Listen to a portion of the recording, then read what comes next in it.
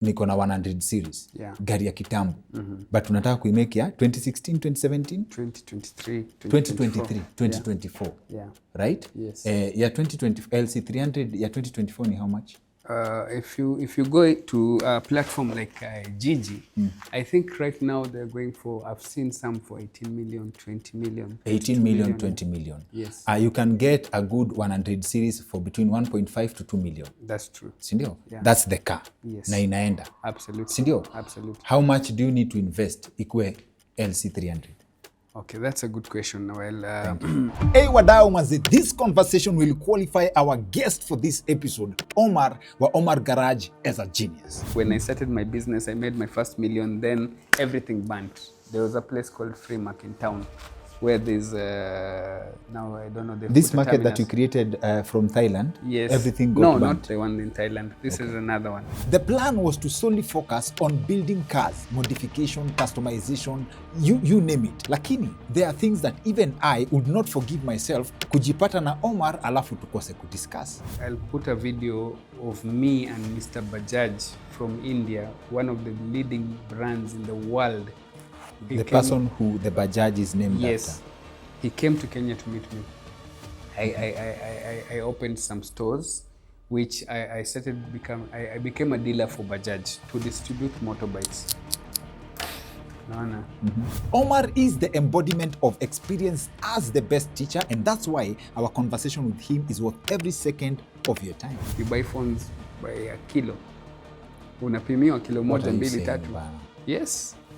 I'm telling you. Unanunua si ai per kilo, I'm telling you for sure. I take that to the bank. I'm your host Dr. Kingori, and here's another reason to stay subscribed to our channel. Kama uja subscribe, this right here is another reason to hit subscribe and turn on the notifications bell. Yo, jumechanuka najua unajua Starlink. But do you know nani amekuwa akiinstollia wase Starlink across the country? The Sigmoid Group. If you ever need internet installed kwa your apartment, your single family dwelling home, ushago, whichever part of this country, you need to check out the services, the Sigmoid Group. The internet has been so reliable, and then when you have an issue and you call someone from Sigmoid, they always answer and resolve the issues quickly. The Sigmoid Group ni one of the leading ICT solutions companies in the 254. Ikwe ni solar installation, ikwe ni CCTV installation, uninterrupted power supply. Hiyo nimesikia ni system wanakuwekea yenye hautawahi notice stima ikipotea for hours on end. You know, I can't stress how good this system has been and actually changed the camp's life. The amount of days we used to have no power, we'd go 2 or 3 days with no power. That doesn't happen at all now. We're pretty much covered the whole way. Please get in touch with the Sigmoid Group with the contact details tumekuwekea hapa kwa screen.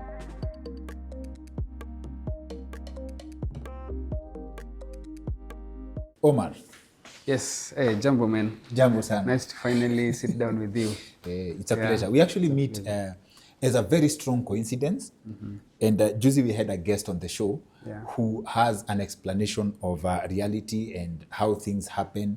Hizo vitu za telepathy, anaitwa Dr. Joseph Mwai. I believe I would be interested to pick his mind on how the weekend before we speak, I call the weekend before I speak to you, I'm watching YouTube and I saved a video of a 100 series. That's a very old school V8, sindio? Yes, that's and it's been converted to converted to the LC300. LC300, sindio?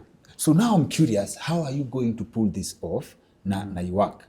So I saved that video because I also have a project. Oh, okay. So nikai-save tu hapo, nikai-save. But when I'm watching this video, and it's proper to give credit, it was done na YouTube channel inaitwa Amoke. Amoke Vlogs, yes. Yeah, yes. Hiyo ndio, I watched that video on that channel. Oh, yes, yeah. So I saved it. So kui-save, nilijiambia after we are done with our schedule ya shows, I'll definitely look for you. Okay. But at the back of my mind, I'm like, how do I get Omar? So my first sijaona video yako na Tumbili, and I think Tumbili ndio mswa magari, but that was the first place I would go to. But sija decide bado, but I'm like, this is a contact I'm going to look for. Yeah. Aya, Then Byron happens to be a guest on our show. Byron Adera, former Special Forces officer. Yeah. Akakam kwa show, and apparently you are to come on that episode. Oh yes, I was supposed to come with him. Yes. So that I can say hi to you and I tell you that, hey, what can we do together? You know, like just as an instance. So you are looking for me as I'm looking for you. Yes. Tunamita hapa. Yeah. So now where does hii daring ya kubadilisha gari mzee a 100 series to an LC300 come from? Like hii kitu inatoka wapi? Like how do you even first see yourself converting a car that inafaa itoke kwa barabara ikue? Well, that's a very interesting question because you see, so many people in Kenya have a lot of cars. Like people have packed the very, very nice cars, 2005, 2008, 2010 models, but they think now this is old. I need to buy a new car so that I can be at par with what is going on, what's trending, the new Prados, the J150s, the 200 series and the 300 series. So I sometimes come with projects that I say these projects are for my people. You know, like I have my passion projects and then I have my projects which I say these are for my people. So sometimes I do things out of passion, saying that I have to do something to show the people that you not only have to have a new car to enjoy the same luxuries or to get the same aesthetics as the guys who have the big cars out there. Yeah. So now you enjoy the same luxury as the guys who have the big cars. Yeah. How deep are we going? I'll give you an example. I'm a big fan of projects. And there's a particular, and I believe Wiki, our producer, can share this video as this plays, of I think a 1960s Mercedes convertible. And I followed that project to the end. It was constructed, it was a project done, if not 2 years, around 2 years. Gari lirudi crisp, clean. But when I did the math at the time, the cost that it took kutengeneza hiyo gari from when it was scrap to brand new, like refurbished. Rust to riches, yes. Rust to riches was around 45 million Kenya shillings. My kienyeji conversions from dollars to Kenya shillings. Oh, yes, yeah. Is it worth it? Why would you go construct gari na 45 million?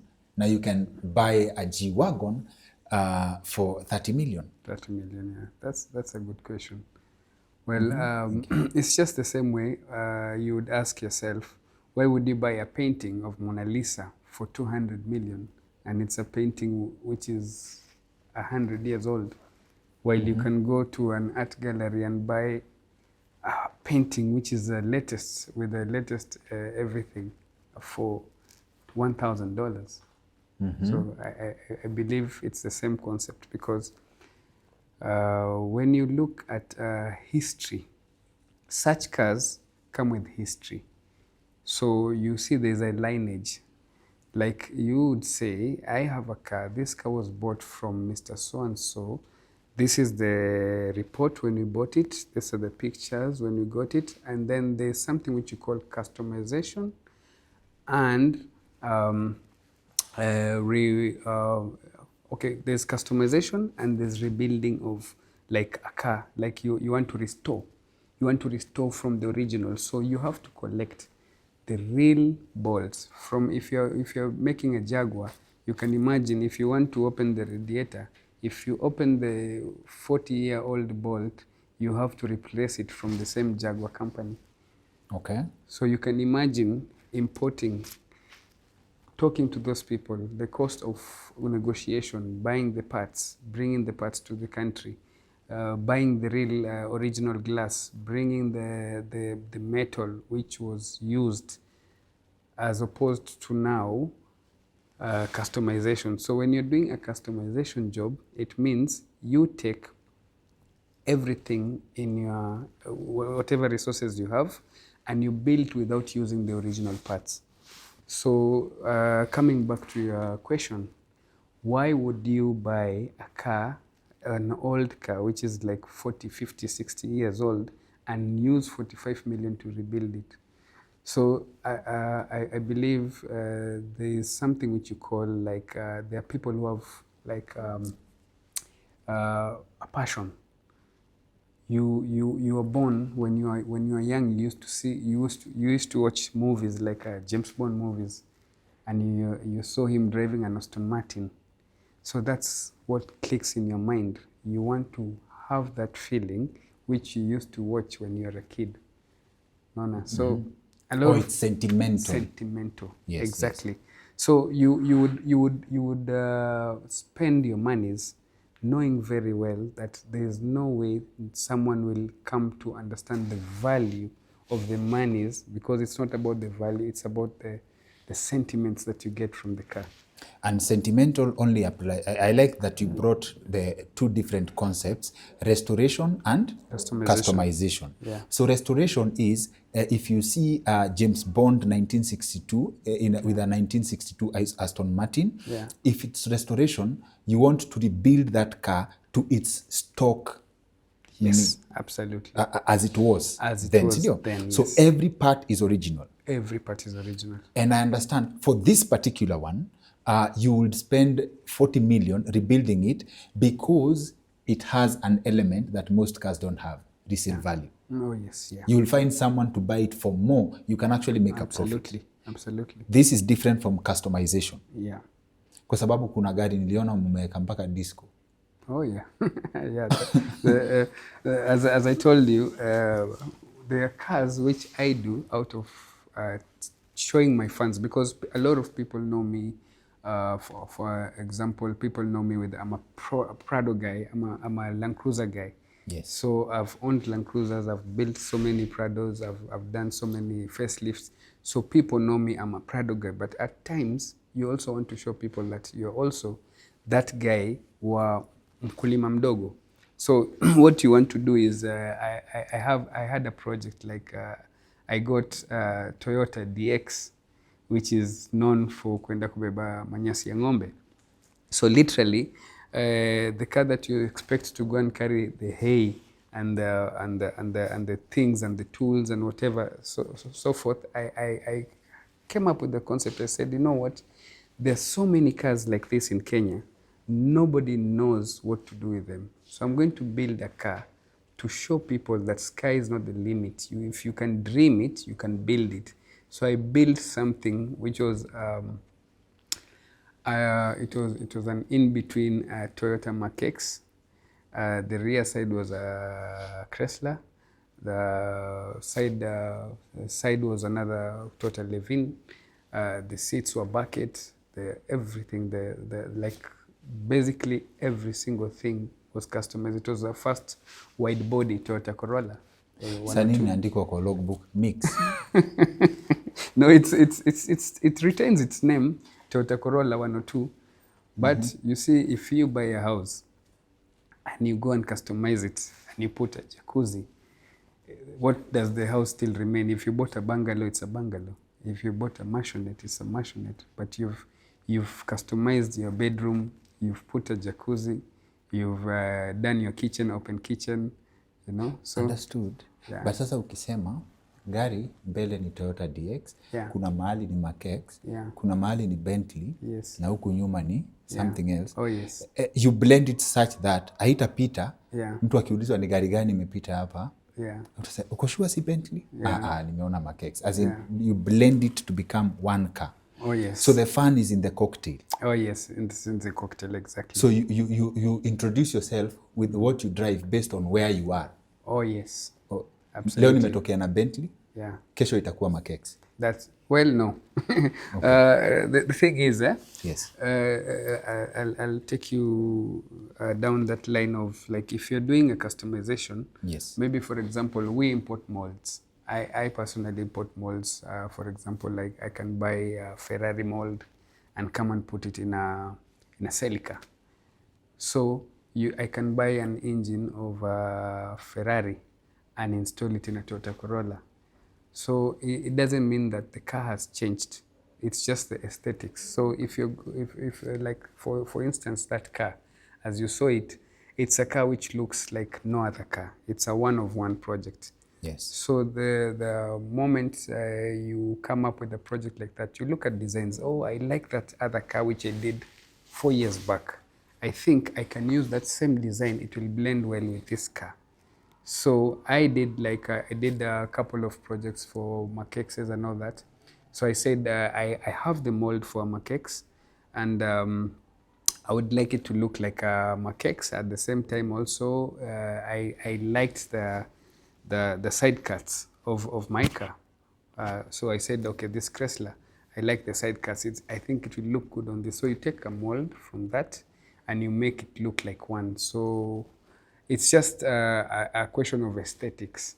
Aesthetics. Yeah. For purposes of clarity for someone who does not understand, what's a mold? Okay, a mold, that's a good question. A mold is something which is, as an example, if I take now your car's bumper, your car, that's the original bumper which it comes with it. What I'll do is I will go and put fiber. I'll copy it, I'll clone it with fiber. Then I will use that clone to make now another car like yours, a similar car. Oh, it's not an actual bumper, it's a made bumper. It's a fabricated bumper. Yes, a built bumper, yes, exactly, fabricated. Yeah. Okay, and this concept of building, it is modification. There's a word we've used here, customization. It is customization. Customization, yes. What's the difference between customization and after you build experience in customization, how close do you get to building a car from scratch? Okay, you see, for every car, you need, if someone would ask you, I want to build a car, but I've not bought the car. Then what do we advise the customer? We tell the customer first, buy the car, then you can bring the car, then we can build from the car. So you need that car which has the bases, the chassis, and so forth. Then you can customize it from. But when you're looking at building something from zero, from nothing, that is a whole different ball game. It's a different conversation. Yes. And what do the costs look like? If you can take a Toyota DX, it's very neatly done. Kuna kitu niliona nikasema nataka kuiona in person. It's inakaa nini. So the Toyota DX, you convert it from iyo vile ilikuwa, the old school car, to what it is now. Yeah, ulikuwa unasema mpaka ume increase the tire size to something that Toyota's from 13 inch to 17 inch. To 17 inch profile 10 kwa Toyota DX, right? Yeah. At what point does it in terms of cost, who's your target customer? I would like to understand the business ya customization kwanza. Okay. Like ule mtu anangeenda kununua Toyota DX, are you customizing it so that he cannot afford it anymore? Ama he can still afford the customized version? What does the costs look like? Zayo conversion? They vary. I'll tell you. Okay, coming back now to your earlier question before now I go to this other question. That's fine. I've got some projects which I built from zero. Like I've got like some bikes. I have a Harley in Dubai, which is fully custom, literally fully custom, from the engine, the steering, the kila kitu baka, including even the engine. Yes. So I have another project like that in Kenya that I'm building, which is from zero projects. You get an engine from here, you take the suspension from there, get the rims from there, build a tank frame, kila kitu, and you put it on the road. So when you say like now coming back to your other question, the costs will vary. There's a client who wants to have a Batmobile. You can imagine when Batman wanted to have the movie Batman, he thought of something which nobody has ever seen. Now you want to come up with a concept that everybody will be wowed. When you come out, you will wow the world. You see, everyone was wowed with the Batman movie. I remember Yes, so many people went to watch the Batman movie, and I mean, it was a frenzy. So when you're talking about a concept, you look at the client first. The client, what does the client, what is the need from the client? The client wants to look, someone wants to look rich. There are some other clients who want to have something nice with the performance of a nice car from an old car. That is also possible. And there's a client who wants to look nice but have the same performance of the same stock car. Okay. So there are variables. Yes. When you look at the Toyota DX, for instance, the one that I did, that I wanted to show the people. For example, if you have such a car and you feel like there's some people who have neglected the cars from their homes because they think this car, there's nothing it can do except carry goods.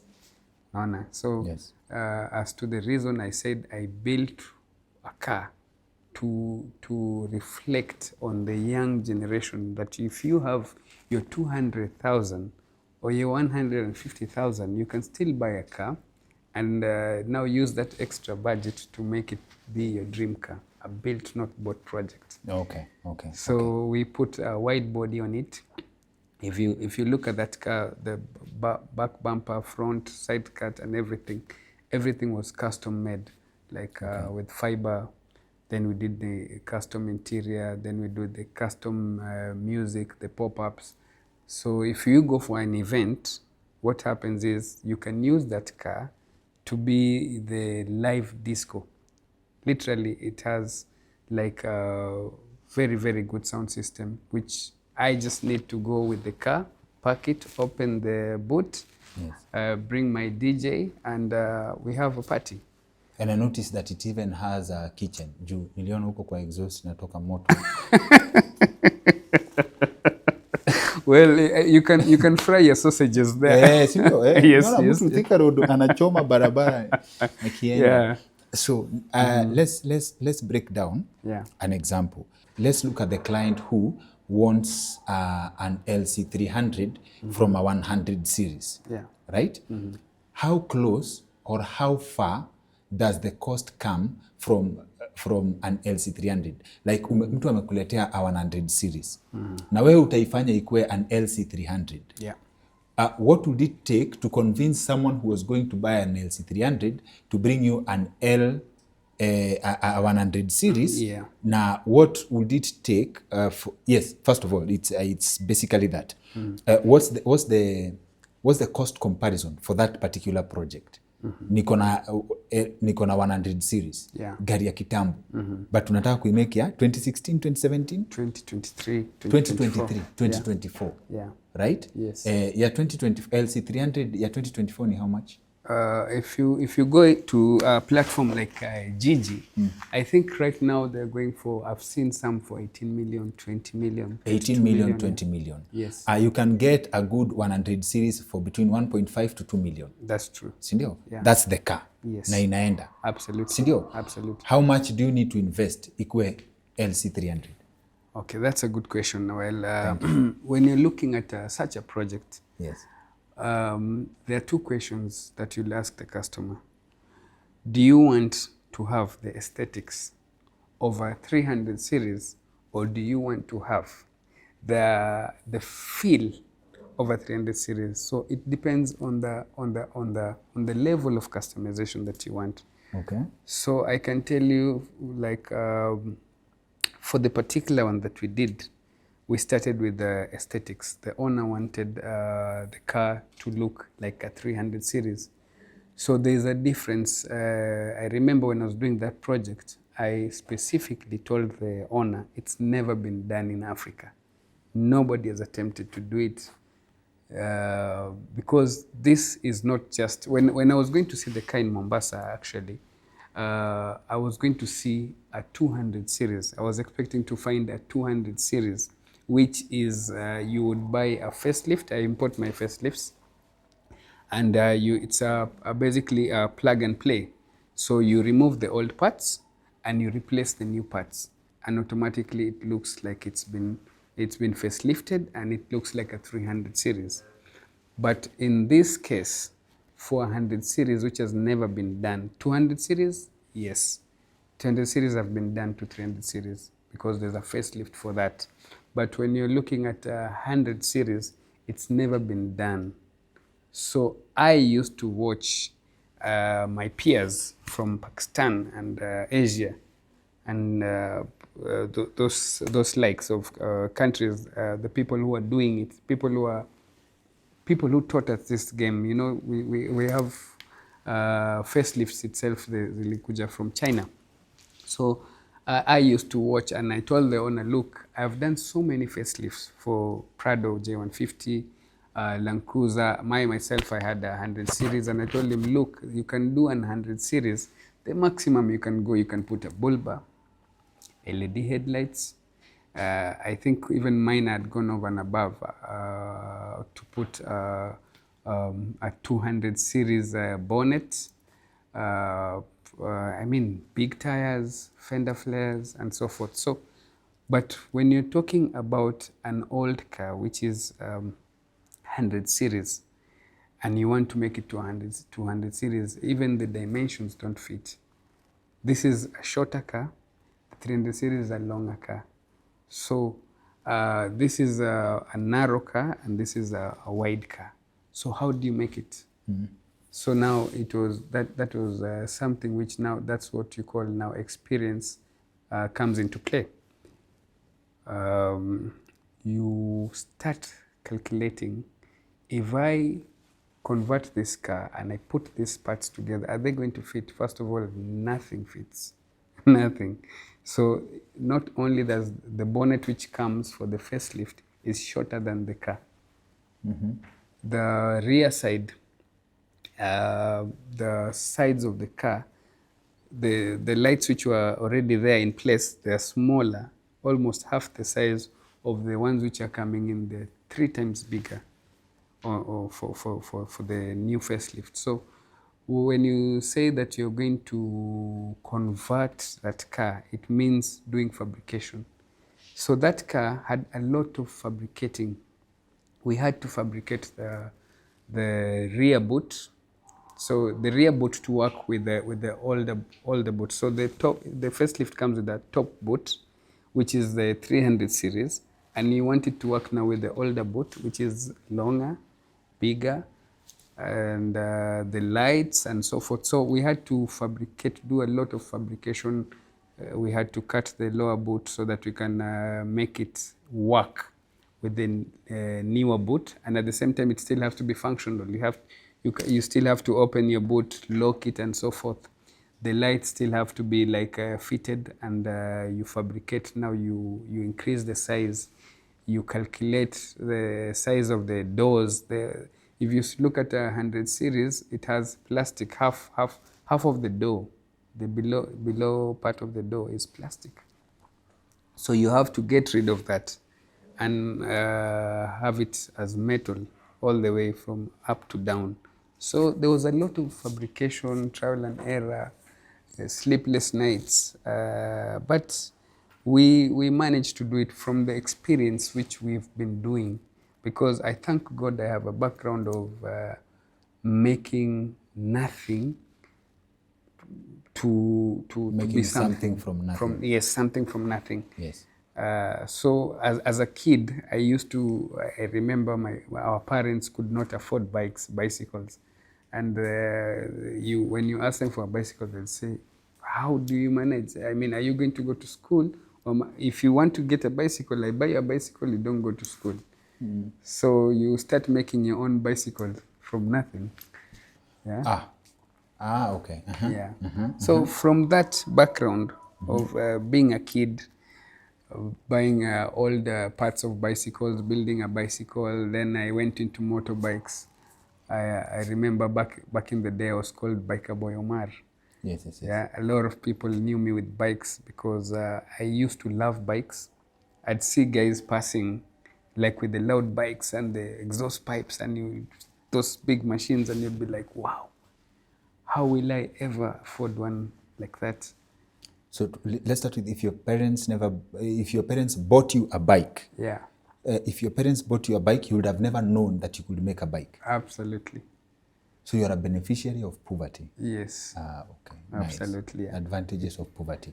Yeah. So now, when we I think when someone watches you talk about this passion, is everything self-taught, or there is a background in sasa now this building? Is there formal training to the customization that you do?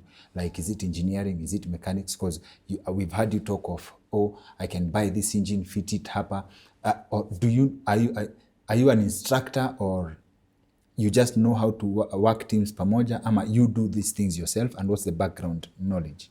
That's a good question. I want to tell you that if you're going to be a director of a movie, you have to have come from somewhere. I think you have to have had a few parts in a movies, advertisements and whatever. So for you to get to that stage of directing. So Same analogy as a football coach. oh yes, Okay. you have to have played on the field so that you can understand the dynamics of football and so forth. So Some have never been players, yes, but you have to be exposed to football. yes, absolutely. Okay. Yeah. So on the flip side, on my side, I'd say that it's passion that drove me to this. I remember that we couldn't afford some of this. We were not poor, but we were like Your parents there's knew humble. priorities. Yes. Humble. There's no other way. absolutely, yes. Humble is a polite name for poor, but Yes. you just call Yeah. it as it is. Absolutely. Sema Yes. tu ni God. Yeah, ni God, yeah, kweli. So when I would look at things and I'd say that, look, I can't afford to go and buy, for example, a motorcycle, which is worth 1.5 million. What can I do? Then I'd buy a broken, crashed machine and I'll build it from zero. Like I remember, I used to, as I told you, I had a place in Thika Road, which was a restaurant, which was a sports bar. We'll get to that. But, Yes. and And I had some bikes which I had collected when I was in Dubai, like some of the most wanted bikes in the world, like BMW, K series, R series, and all that. And when Corona now kicked in, what I did is I didn't have anyone to help me. So I built those bikes, I fabricated the bikes, I made them from normal bikes to cafe racers. self-teaching, like fabrication, Yeah. you teach yourself how to fabricate these parts from. Absolutely. Okay. As you said, you read a lot of books. And at the same time, I remember this now going back to my earlier story. When I was a kid, when I went out of home, where from my stepdad told me, oh, you guy, it's time to now go and be a man. So I went and started living in a garage. So when I was living in the garage, I was getting to help. So if you want to eat, what do? You help in the garage. Let's structure his story vizuri. Yes. Right? Yeah. I think you've taken us to where the Omar story starts. Yes. Okay? Yeah. Rudi hapa nyuma kwa stepdad. Tuanzie hapo, like where the real story starts. Yeah. How as in you've been raised by your stepdad up until? Well, I was living with my mom and dad, but at one point my mom was away for like 5, 6, 7 years. Yeah. And I was living with my stepdad. Okay. And my stepdad was like, those stepdads who are very, very tough. Yes, And, yes. The guy would not have it because I was a guy who used to go out and come back late at home. It was mostly my fault. I mean, when people are supposed to be home by 6, me, I come back at 9. You knock, you want to. Yes. So he wouldn't have it. So he was like, you know what, you have to go. He kicked you out. He kicked At me what out. age? I was 13. 13. Yeah. So this is where you go live in a garage. Yes. So your stepfather kicked you to your dream job. Yes. Okay. So I went to live in a garage. So when I was in the garage, we were never paid. We were just helping. So I became one of the best helpers in the garage. I used to do things and they would be surprised. Hey, this guy did this job by himself. You know, it's something which I guess to say that this is a God's gift, because even half of the things I know, it's just that I know them without knowing. It's just like Elon Musk. Elon Musk has not gone to any university to learn how to make jets. Good point. Yeah. So is garage like, would you classify your going to garage as destiny, ama this is a coincidence that you have an adaptive spirit, like by going to their garage you adapt there, ama there's a background in loving mechanics, ama ni ile kwa baiskeli at 13 you've already started building bikes for yourself. Yeah. So even the garage is not a coincidence. Yeah. Of all the places you could have lived, you are more comfortable Oh, yes. near cars. Yeah. Okay. So I was always that guy who was, if you put me in any background, like I have a passion in sales. Sales is what now really people know me with. You know, like I can take, for example, I was in Dubai. I'm not an Arab, but I could take their sand, repackage it and sell it back to them. I opened a company. Yeah. No, tusifike Dubai kwanza. Tutoke hapa kwa garage. Yes. How long do you stay here from age? So at the garage, I was there for 1.5 years. 1.5 years. Yeah. And then you take a break from cars kidogo ama? Yeah, well, when I was there, I was both now doing a business. I was selling stuff. You know, like I used to go to town and buy watches and stuff and shirts and things like that. So daytime I would train with the guys and work at the garage, and in the evening I'd go to sell my whatevers. Then eventually when I started making money, then I took back myself to school. I educated myself, and I thank God up to date I've got a PPL license, pilot license. Congratulations, Arinoda. Yeah, I've got a bachelor degree in marketing. I've worked for some of the best companies in the world. Good vibes. Tunaenda hapo. So when you start buying stuff, how do you manage, how do you process at this age, 13, 14, how do you process business, like profit and loss? Where do you get this knowledge? Yeah, I'll buy this watch for this much, I'll sell it for this much. Yeah. And how do you deal with that process, and what do you learn during this season? Okay, so I guess to say that when you have something, like as I told you, Elon Musk did not go to school to learn how to make reusable rockets and Tesla cars. It's something which you have within you. So when I was a kid, even when I was leaving home, I would go and simply buy Britannia, and I would take it to school and I would sell them, you know, for break time and all that. And students would buy. I'd take my own lunch. Sometimes I'd sell my own lunch, or the one that have been packed. You know, the way you used to go carry a lunch box. Yes. And you'd be given bread and there's a toast of eggs. Then they put it together. Yes. You know, sometimes you find yourself that you want to do a business. Like I want to get more capital to buy the biscuits or the sweets or the watches. Then I would sell my break sometimes, or I'd walk from school to home, and I save my bus fare so that I can invest it. So I was always a business-oriented guy. So, okay, you're sacrificing food to invest in food. Yeah. So where are you taking this money?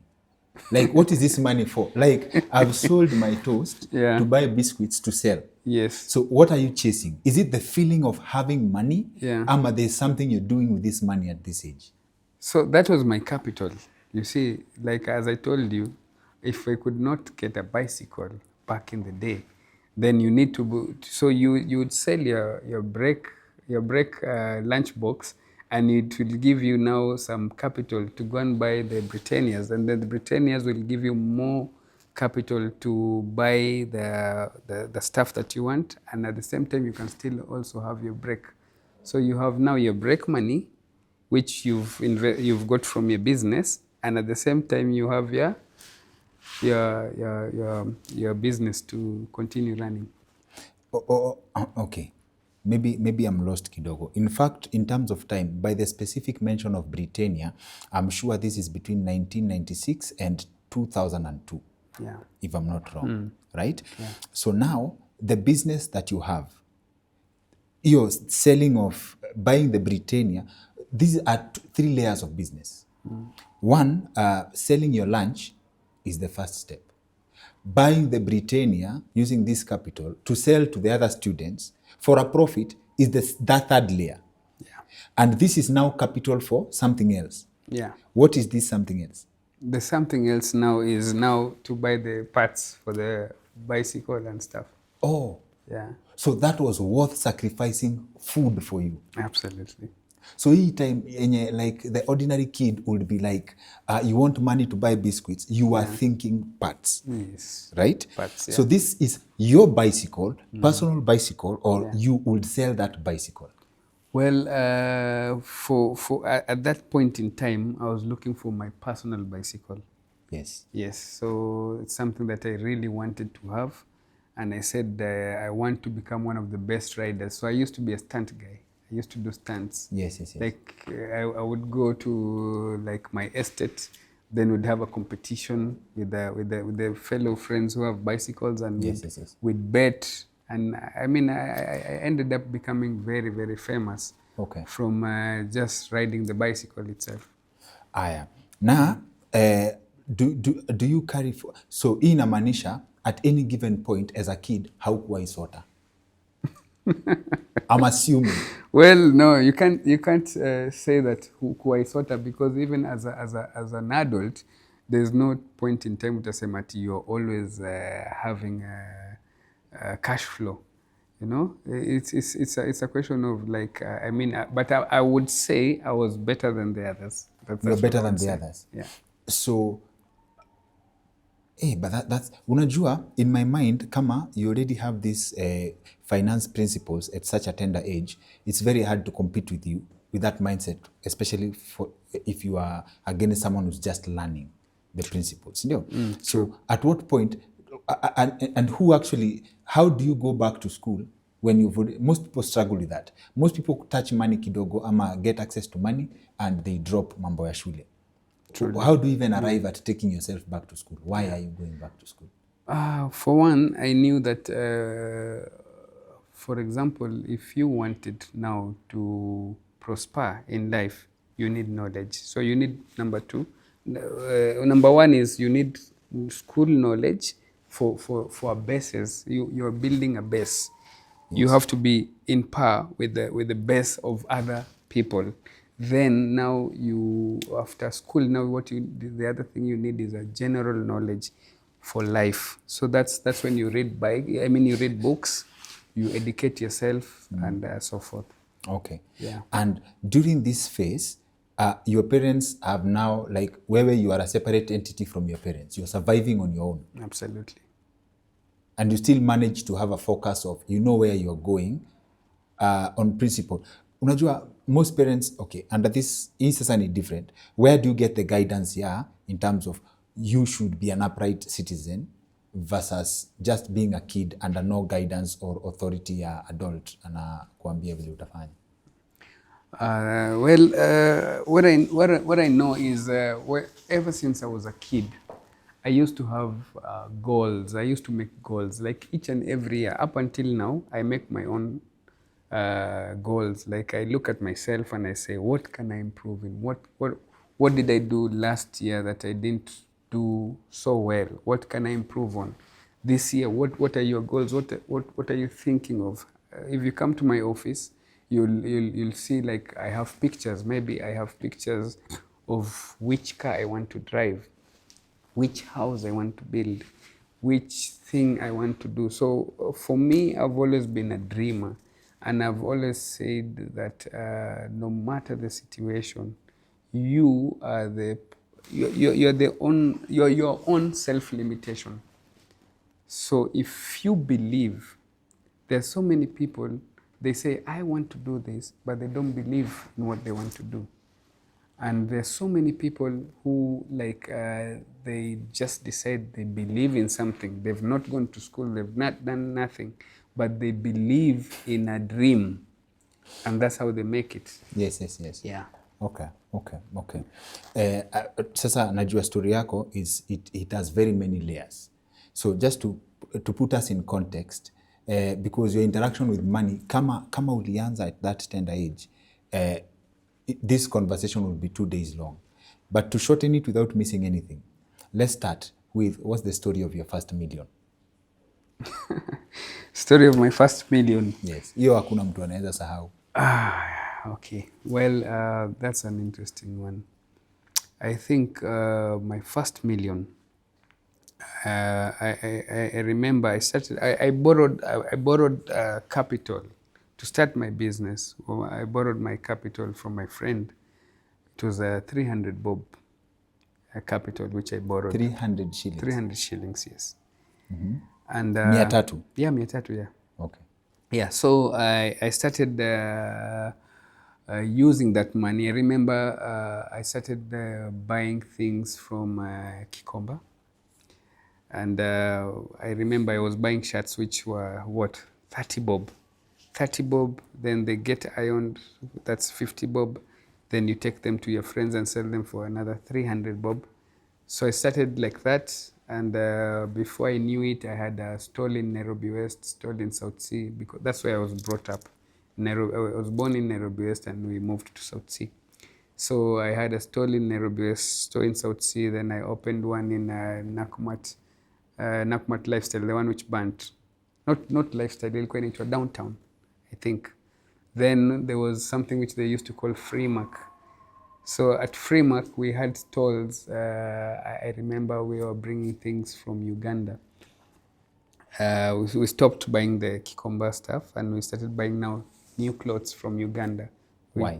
They're cheaper in Uganda and you get variety.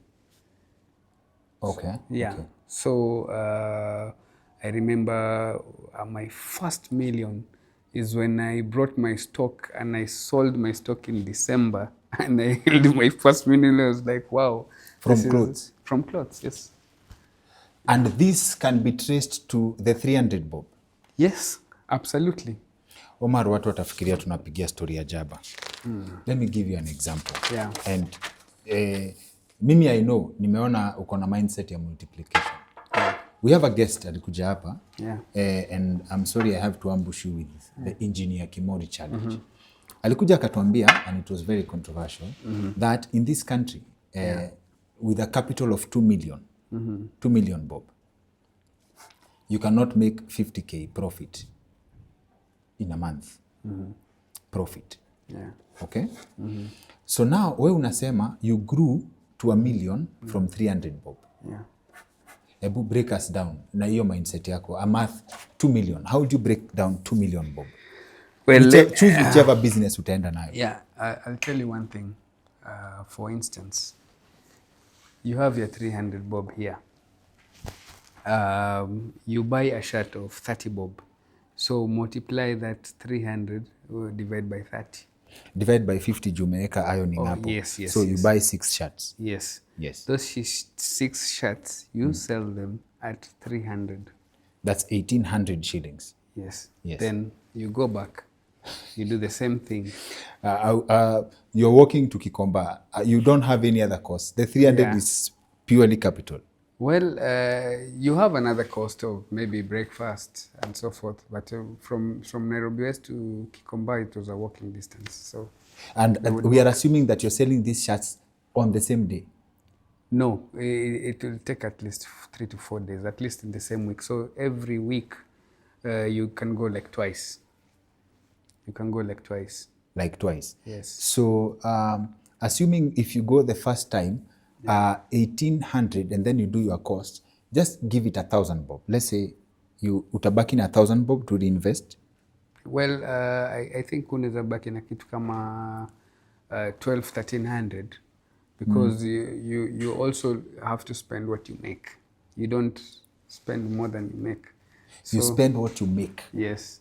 So for instance, if you're making 1,800 bob, spend 200 or 300 maximum and keep the rest to reinvest it. Yeah. Okay, okay. So I remember when I opened my shop, my first shop was in Nairobi West. How much was the rent of the shop? Just right next to Madaraka. The shop itself was 3,000 bob. You see, and then yes. And then now what happened is I had a friend who had closed his store, So that friend of mine told me, look, you can take my stock, which I had closed, which is like dead stock, and mix it up with the new stock. So I have a stock of like 5,000, and he's given me a stock of like 20,000, and that's how I started my shop. So now we will now dispute the mathematics of purely just 300 multiplying to a million. There are other variables, like let's say, for example, the setting where you find yourself, that you have a friend who has dead stock. But you manage to sell the dead stock. Oh yes. You repackage, we sold it, and we opened a shop in South Sea, right next to the entrance of Mogoya. South Sea. Even if you have some friends, I'm sure, even Shafiweru, if you know Shafiweru, you can ask him. Shafiweru was my client. There was a guy called David Olasi, Mr. Kenya. What you are saying right now is Shafiweru aliva dead stock. You can call at a certain point. You can call Shafiweru right now and ask him. He will tell you. He used to be my client. Okay. Yes. So now you're big on repackaging. Yeah. I think you have a mindset of seeing value where other people have not seen it. That's why you mentioned something along the lines of you are in Dubai and you repackaged sand and sold it. Yeah. Well, not literally. When I said sand, it doesn't mean sand, but I just mean that when I went to Dubai, I went, started working. I was working in Emirates Airline. I was a cabin crew. At the same time also, I worked with MR Properties, the biggest, tallest building in the world and the biggest real estate company in Middle East. So I was working, and while I was working, I saw a gap. I saw a gap in the market. I said, okay, now what do we have? So I am a guy who likes to identify what is not there, where there's a need. So I saw a gap, and I said, look, in Kenya, where do all the goods come from? They come from China. Everybody knows. If there is a shirt which comes out like this, it's brought from China. If you go to the church on Sunday, you'll find 1 or 2 people wearing the same shirt, because every goods which come from China is from the same market. People go to Guangzhou. I've been to Guangzou 3, 4, 5 times. Unamaliza watu wa kanisa. Yeah. No, well, hata kwa msikiti. They are praising God na suti zimetengenezwa na watu hawaamini that God exists. So, yeah. So, I said I have to come up with something which is not there in the market. What do I do? So, I decided to start now I started going to Thailand. I went to Thailand, I went to Hong Kong, I went to China. So I used to buy my goods from China, Thailand, and Hong Kong, and I would package them and bring them in a container. And I got shops in Isli, in Amal Mall, 3rd floor. I had 3 shops there. So I would bring my things. I would open my container once in a month, and I would sell 95% of my stock, 7,000 jeans, within only 2 days. 1 jeans at 1,000. And I bought, landed price was 300 bob. So how much is that? So on every jeans, your margin is 700 bob. Yeah, absolutely. And you're pushing volumes. Yeah, volume. It's more volume. So I sell I sell to retailers. I am a wholesaler. I buy my goods. I sell them to the wholesalers. So I'd open my stock at 6 a.m. in the morning, and guys would come from Kisumu, Eldoret, Town, Moi Avenue, so forth, Freemark. They'd come and buy, because why? Why are they buying from me? The question is, the things which I am supplying are not from the same market as the country. So. Okay. How do you decide to stop at 1,000? Why not 1,200? Why not 1,400? Well, you see, if you're going to sell, back in the day, jeans was retailing at 1,500 and 2,000 bob. So if you want to sell at a wholesale price, you have to sell it in a markup that you make sure that the retailer can sell it, and at the same time also everybody can get something. So you sell, you cover your cost. After covering your cost, then you put your margin and you sell it. You don't want to go over and above so that you don't get a market. You need to sell it as cheap as possible. This is what Jack Ma is doing. Alibaba, AliExpress. He has goods. They're so cheap. You buy those goods for pennies in the dollar. You look at an iPhone cover, it's what, $2. You look at an item, earpods, so cheap. So people, we have 8 billion people in the world. We have more than how many? 200 countries. And if just a fraction of 1% around the world bought that earpod, how much is that? Na hii hesabu, like in terms of identifying the opportunity to sell jeans, first of all, it also comes, you've sold clothes for a bit. Yeah. You've mastered Kenyans' consumption of outfits sana. You know the seasons, you know what people are wearing. Yeah. That's how you identify a gap in the market. Yeah. Hakuna cha Eastleigh as competition. Because Eastleigh is known for clothes kutoka kitambo. Yes. Now let me tell you, Eastleigh itself, I'm in Eastleigh. I had a shop. I had one shop in town in this building in it, agriculture, I don't know, agro something. It's right next to this green building. Inaitwaje wiki? Agro house, yes. Yes. I had a stall there, and I had 3 stalls in Eastleigh. So my stall in town is to sell my goods on retail, to just showcase to the people that this is the product which we're bringing. We are the only ones in the country bringing jeans from Thailand. And where is the Thailand market? The Thailand market is the one which is supplying geographically. Thailand is positioned the position of Thailand is the one which is now supplying Europe with the companies like Guess, Levi's, and all those so forth. And it is the same Levi's that someone in America will buy for 18,000. Absolutely. The same one. Same one. But umesema Kenyans, you can buy Levi's at 1,000 bob. Yeah. Na nimewauma bado. Yes. And how is that possible? How is that possible? I would go. Sometimes I would go even to factories, and they will only allow me to buy this factory rejects. If you look at a factory reject, you can't tell this is a factory reject. You can even buy it cheaper. Sometimes I'd have stock which I buy factory reject. You go to a company, they tell you, we have 3,000 pieces. Buy it all. Pennies in the dollar.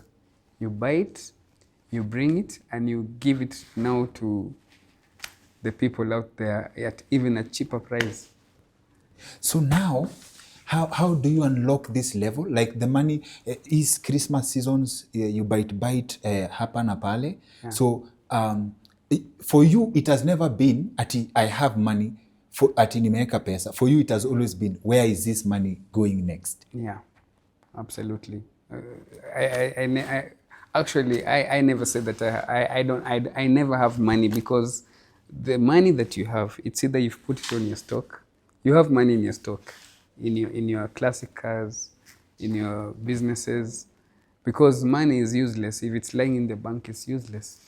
You don't make nothing from it. We are trying to reduce decades of business and experimentation in one conversation, so I'll do my best. How do you skip from your stint in cars to clothes? Ukae kwa manguo, nasikia ukisema cabin crew. Cabin crew also opens you up to opportunities za. Now, when you work as a cabin crew, it opens you up to now exposing you. Like Emirates Airline flies to 100. When I was there, it was going to 127 countries around the world. So you can imagine, I have 3 passports. Those are the passport that I have is 3 passports full from stamps. Well, when you're flying for an airline, you don't get stamped. You only sign a document that you are landing. But personal travel, I have 3 passports full of personal travel. Asia, Europe, and so forth. When you travel, you gain knowledge. Sawa. Yeah. And my friend, I'll come back to that. My friend, anaitwa Jackson Mwangi. Kuna studio inaitwa Cine Studio. Aliniambia there's a time he made a gig, alipata deal ya 3 million ama ni 1 million. Akaenda kuambia baba yake he wants to invest in land. Baba yake akamwambia chukua hiyo dogo and travel. And that changed his life. Nice. That you go travel. Yeah. And that changed his life. That's the initial conversation I had with him. Yeah. So acha turudi hapa kwa manguo kidogo.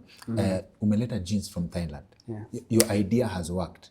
What is your grace period to make money by being the monopoly wa kusupply from Thailand before every other Kenyan goes to Thailand akuja kutoe kwa soko? Okay. For one, till to date, I can tell you for sure there is nobody importing Thailand quality jeans or materials from Thailand to Kenya. There is only people from Turkey and China. That's the whole market of the country. Now, when you talk about Thailand was how did I even, when you say it's God's grace, how did I land my Thailand gig?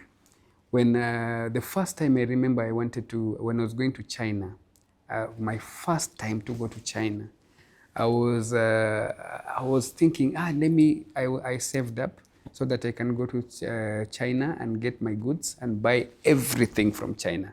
So I was going to be a person who is going to buy most of the things from China. Then I'll go to Hong Kong, buy phones. Hong Kong is a place where you buy electronics.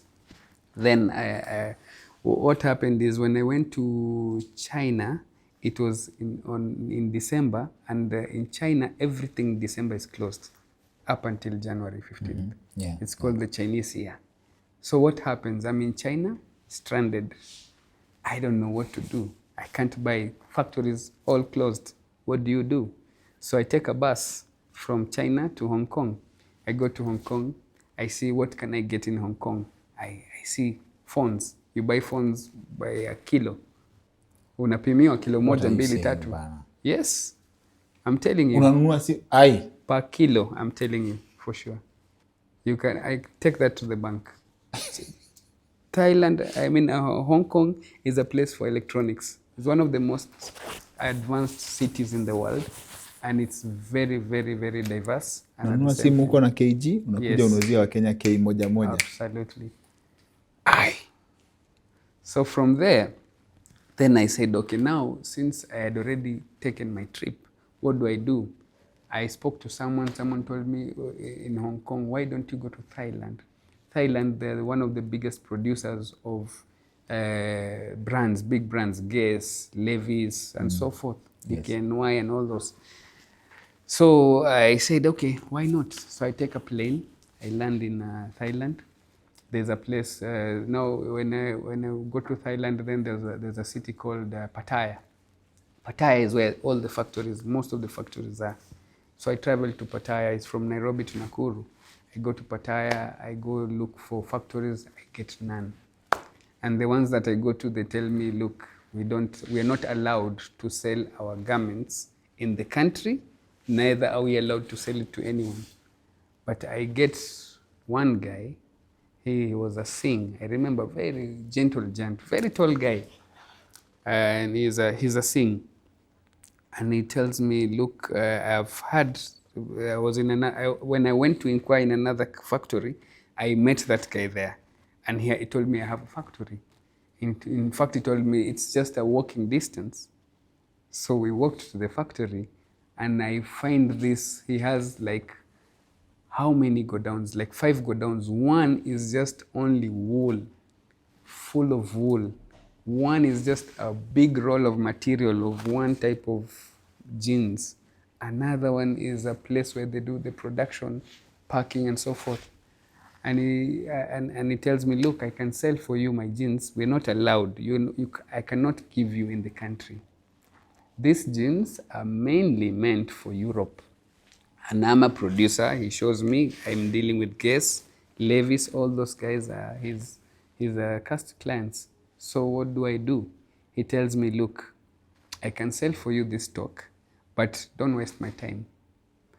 I wanted only to buy a few stock, which I can supply to the people. And your friends. And my friends, like I buy like 100, 200 jeans. And the guy tells me, don't waste my time. Buy all or leave all.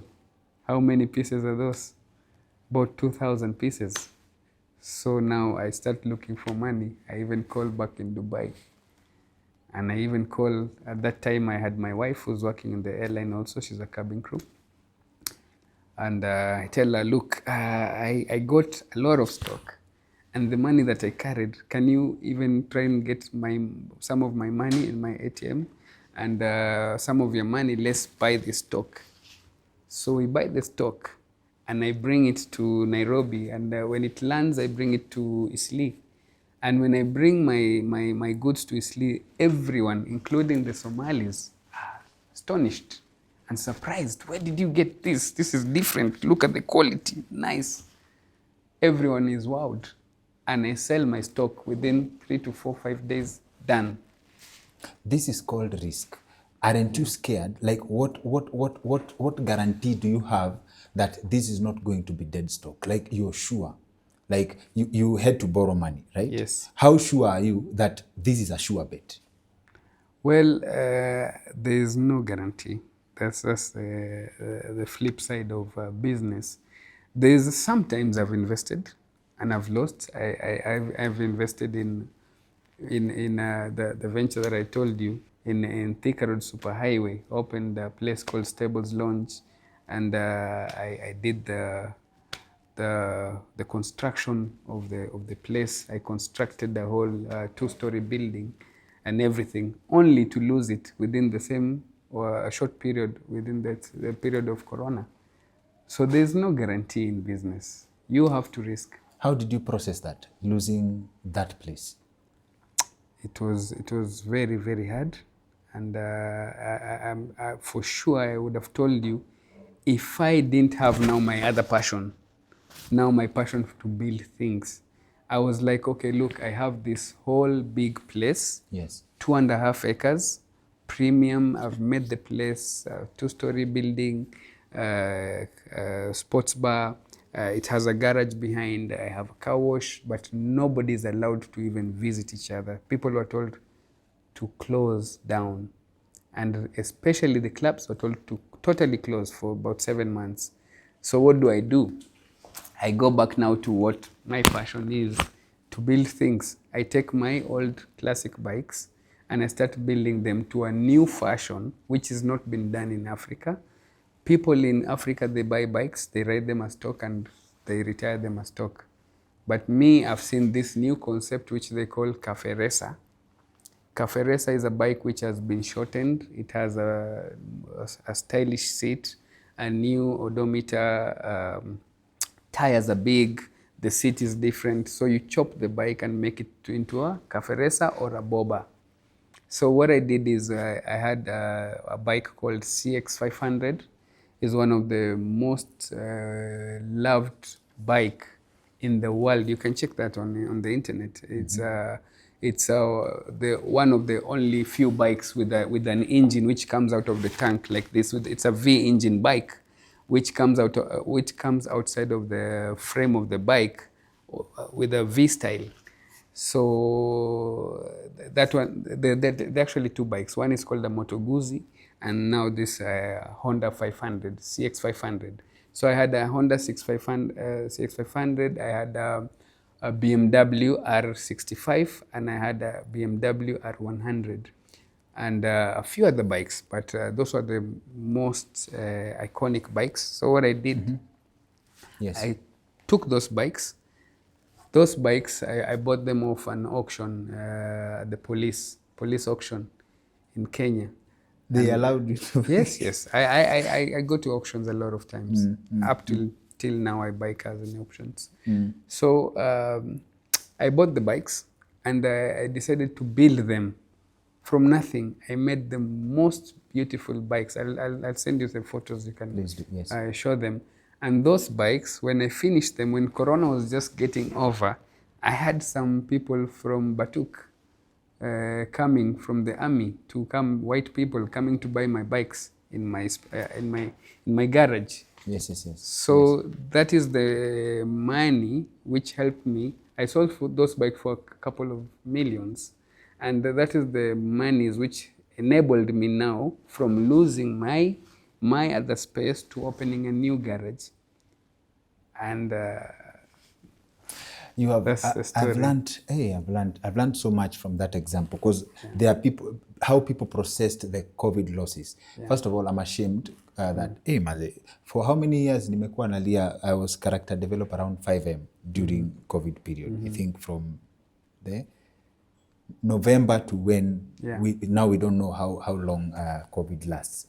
Your processing is different. Na yako ni over 4 times that.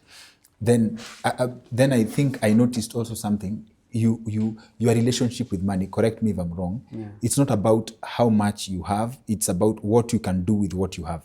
Oh yes, it's the little that you have. You know, people say, oh, I can't do a business, I can't start a business, I only have 100,000. So what do? You squander the money, you go buy new shoes and all that. But there's actually a meme for that. That money is not enough to open a business. You don't subscribe to that. No, money is too little. No money is too little, actually. No money is too little. You'll be surprised. No money is too little. For 100,000, you can open a business. You can open an M-Pesa. You've rubber stamped again that the concept of idea beats money any day. Absolutely. Absolutely. I'm curious to know what is your experience with rejection? Like, I say this because leo ndikuwa kwa traffic utapatana na hawkers, right? And I can't buy everything. So sometimes when I say no, I'll not buy today, I'm like, how does this person process that? Like, sawa, okay, either nimebuy hapa, and you can't keep buying things you don't need, right? So I also step into the mind of the person selling. And I think I process this because I saw a lady, she was coming towards my car, but before notice, right? Nilikuwa nimeona, she felt bad that sikuwa nimemwangalia, and then says, I always roll down. So alikuwa anakuja, alafu labda alikuwa anafikiria sitamwongelesha, and then she started. Did she have a baby with her? No, she didn't. Oh. No, she didn't. Then I talked to her, okay? Then in this moment I process, it is a non-communication that goes, mtu kama amefunga dirisha, they are not interested in what you're buying. So it is constantly just trying. It is some people saying no to you without even saying no. So what is your experience? Because you identify as a salesman. What is your experience with you, for you, being told no? Okay. What does that mean for you? Well, I think if I was to count the amount of no's I've been told, I think I'd make my own Bible and Quran. From the no's which I've got. I've experienced a lot of no's and a lot of rejection. And I think as a person, if you're a person who says yes, you're a yes man who says yes to everything. Yes. That means you're a person who will never really achieve the things that you want to do. Because now in Kenya, if you look at the poverty line in Kenya, we have the biggest slum in Africa, Kibera. If you are someone like likes of Uhuru Kenyatta or Jimmy Wanjigi, or you're not Steve Jobs, we would say like Elon Musk is the richest guy in the world, and he decides to go to the biggest slum in Africa to help everyone. Do you feel like he would help everyone? Because when you say help everyone, you can teach someone how to fish, or you can even decide to give them a handout, which is going to help them only one day. You decide to build houses for all those guys. What next? Are they going to maintain the houses which they have? They have to pay electricity bill, they have to maintain the garden, they have to pay the askari to whatever. So I believe, So Kibera people don't need a mansion. Well, I'm not saying they don't need. I'm just saying if you are a yes person and you decide to help everyone, You cannot help everyone. You can help a few people. Like I personally prefer to go to children's home. Like I can tell you, if you go to the Ruiru children's home, which is right next behind Rainbow Resort, they can tell you they know me as a person. Yes. Why? Because I occasionally go there and tell them, look, I'm inviting you guys for lunch. Let's come and have a sit down. Let's talk about life. You young people, you mentor them. You tell them where you started, what they can do, what are the life skills, how to empower themselves. Like as a person, from a person who came from the street, how are you going to empower these people? So you can go and try to empower the people in Kibera. But if you give them the mansions and the cars, okay, I give you now your car. I tell you, chukua gari, how will you fuel it? I'm acknowledging the brilliant concept you've applied there, and what comes out from that. Ni, when we see Kibera slum, we assume they just need better houses. So that's what I mean by Kibera people don't need mansions. They need the mindset to settle in the mansion. Absolutely. It's not about the unit itself. No. So when you see Kibera, you should see a place where people need empowerment. Absolutely. To grow out of that situation, not to eject them and put them in another environment. It's not an environment thing. Yes, that is. You've said it exactly as it should be told, because I believe by empowering them, you empower them to take care. They can build something which you call a generational wealth. Meaning, if I empower you today, I teach you how to fish, you start fishing, and you teach your son, and your son teaches his son's son. That means you're empowering them to get generational wealth. But if you go today and I give you, I've seen so many people who, my peers, who I grew up with in South Sea. Those people, they were living in good houses, having a good life. And I used to live when I was young. I also remember the time that I went to live with my auntie. And when I was living with my auntie, I was like the one who is doing all the chores in the house, in the 5-bedroom mansionette house.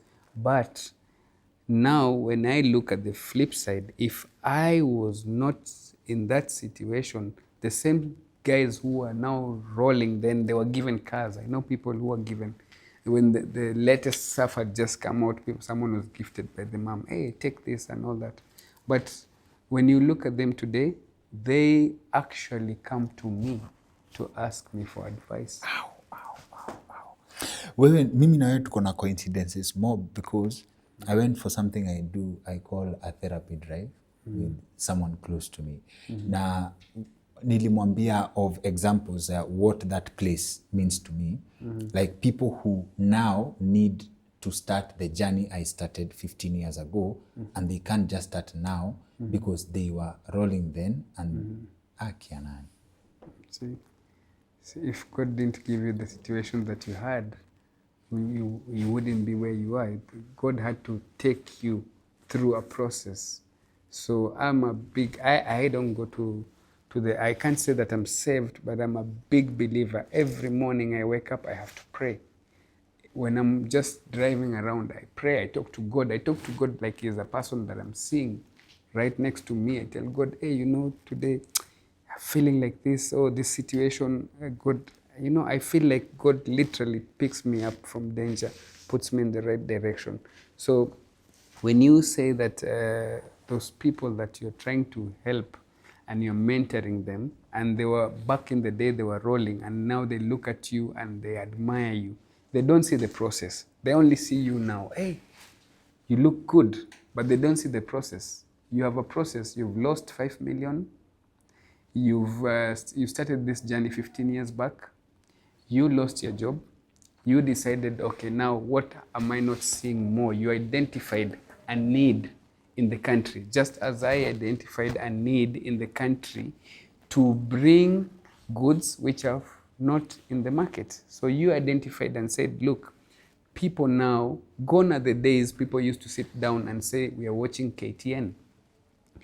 When people were watching KTN and KBC, it was only when people used to sit in front of a box and there's no other way to communicate. So there were no smartphones. So now you decide, you saw a niche and you said, okay, now there's people, now everybody's carrying a TV in their palms. And that TV is doing the job of that TV back in the day when people used to go and make sure at 7 p.m. you're home, umekelea ugali kwa meza, ukiwatch news. Now you don't need to go home. You have your phone. You can watch news from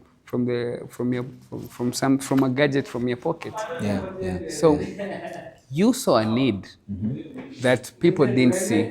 Now you'll be surprised. After a while, you will notice that people will start now duplicating what you're doing.